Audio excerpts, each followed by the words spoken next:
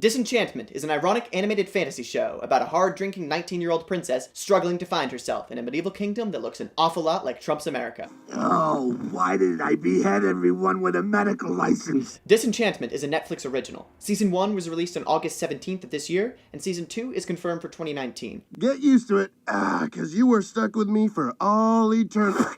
But why now?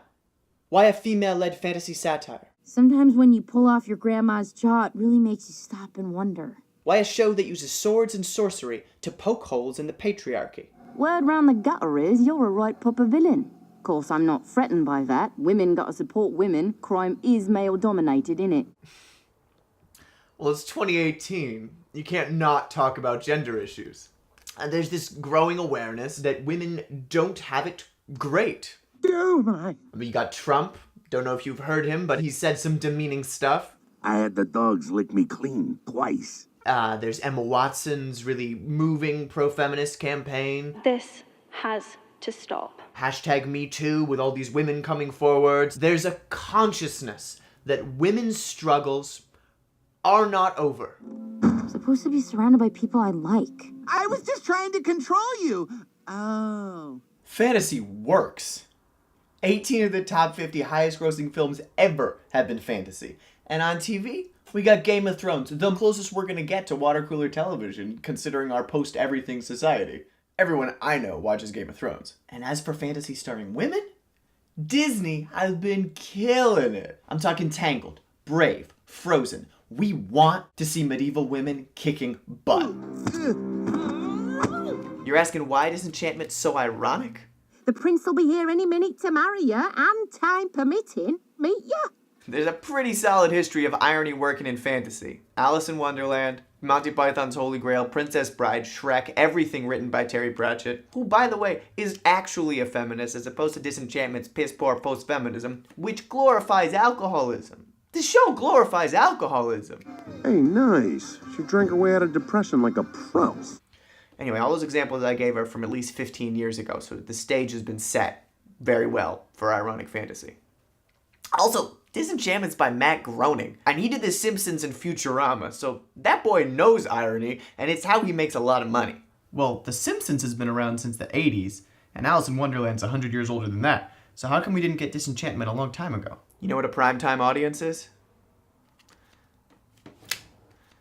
Looks like that. That's who TV's made for. Still? Unless it is specifically aiming for someone else. Everyone you know watches Game of Thrones. Yeah. And everyone you know thinks the new Disney princesses represent strong female empowerment. Yeah. And does everyone you know look like this? When I say everyone, I mean straight white guys. You said women's struggles are not over. How do you know that? It's clear.